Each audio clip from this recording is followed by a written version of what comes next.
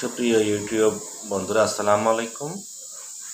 আজকে আপনাদের সামনে যে বিষয়টা নিয়ে আলোচনা করব সেটা হচ্ছে আমাদের বাংলাদেশে ইপিআই কর্মসূচিতে কয়টি রোগের টিকা দেওয়া হয় এগুলো কি কি। আমাদের দেশে ইপিআই কর্মসূচিতে মোট 10টি রোগের টিকা দেওয়া হয়।